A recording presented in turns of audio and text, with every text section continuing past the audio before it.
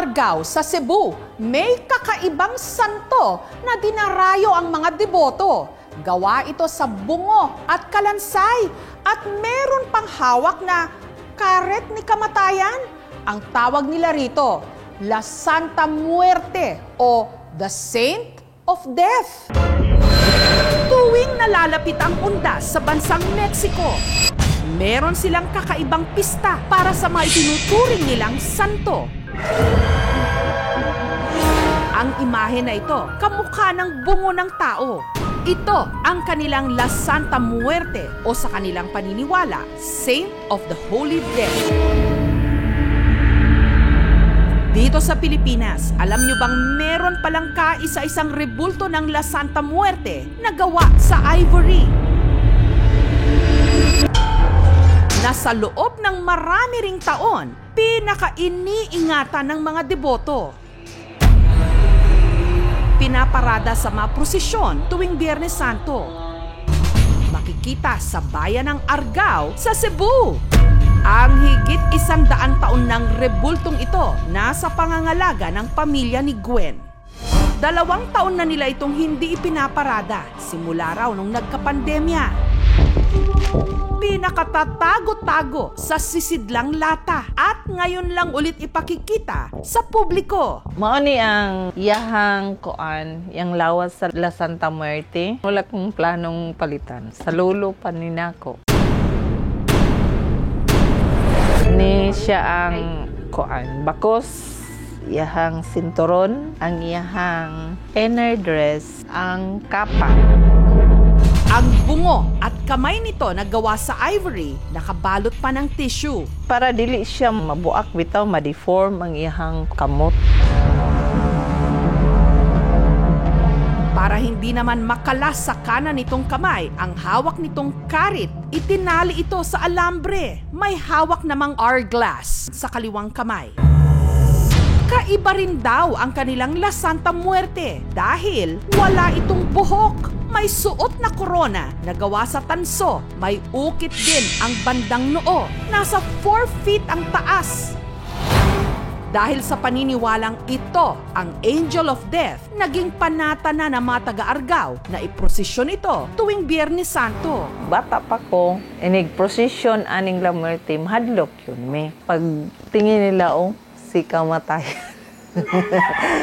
Sabi ng lolo ko, ito daw makikita bago tayo mamatay. Bata pa kami, natatakot din kami sa bungo po niya. Kapag lapitan mo siya, talagang yung mukha niya nakatatakot talaga. Tuwing Holy Week, maraming taong pumupunta sa amin. Ang flower niyang na di-decorate, kinuha sa mga tao, ibutang sa ilahang altar, tapos lagyan ng lana ng itambal daw. Ang kanilang La Santa Muerte, pinaniniwala ang 18th century pa nung dumating sa Pilipinas. Ipinamana raw ng isang paring Kastila sa tatay ni Gwen na si Nestor. Taong 2008, namatay si tatay Nestor dahil sa katandaan. Dito na raw inako ni Gwen ang pag-aalaga sa imahen. Namatay naman ang akong papa, wala na siya gilaing kabinlan, ako may gibinlan ani. Uli na sa simbahan kun walay mo kuan mo salo. Ako ang masalo. Marami man daw ang natatakot sa itsura ng La Santa Muerte. Di umano, milagrosa ito. Parihara na sa akong papa. Maayo lang jud ang akong kamatayon nga marag ikatulog ra gyud nako. Natulog ra gyud siya nga namatay. Ang amo ang pamilya dili ra pod lisod. Pasalamat ko nga ang akong mga anak nakahumantanan, nakaagi ko sakit nga na ospital ko. Magtawag. Isa sa namamanata rito, ang 78 anyos na si Tatay Roberto. Hangtod karon kitagaan kung may glabas o may panghunaw-na. Kani angheles kamatayon ngunay sa to pa dilik na mahadlok. Ang pagiging deboto mula pa nung maliliit pa ako, ang ipangayo lang namo nga mamayog lawas dahil sa pagdasal-dasal baka narinig sa La Muerte, itong tao tapat to sa akin. Wala pang oras yan. Si Lolo Virgilio, isa rin daw sa mga saksi sa di mano mapaghimalang La Santa Muerte. Noong high school na ako, itong La Muerte ay galing sa chapel sa Fatima, Biyernes Santo. Dadali na ito sa simbahan para sa prosesyon. Sa daan, yung ulo ng La Muerte natanggal.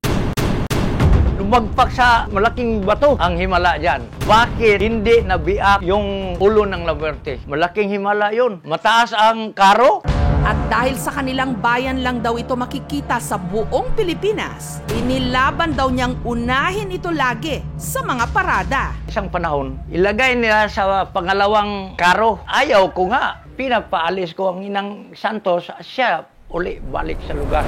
Pero ayon sa Catholic Bishops' Conference of the Philippines, ang La Santa Muerte hindi kinikilala ng Vatican o ng Roma bilang santo.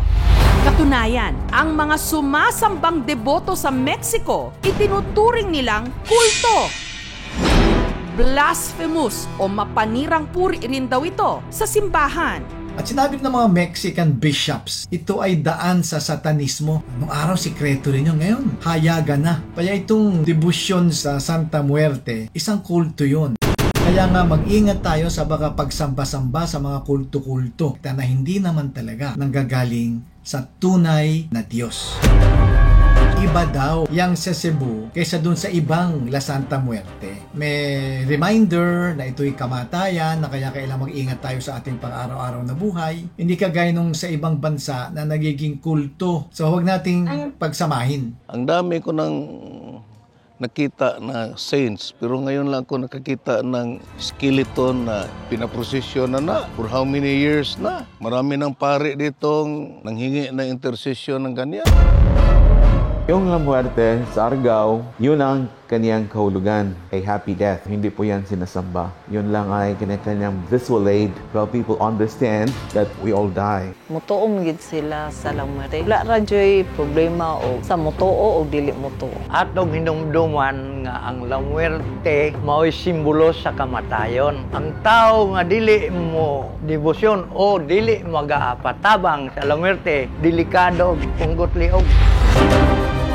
Sa mga naniniwala sa La Santa Muerte, ang kanila raw debosyon dito kailanman hindi mamamatay at ang kamatayan sa halip na katakutan, mas dapat pa raw itong paghandaan.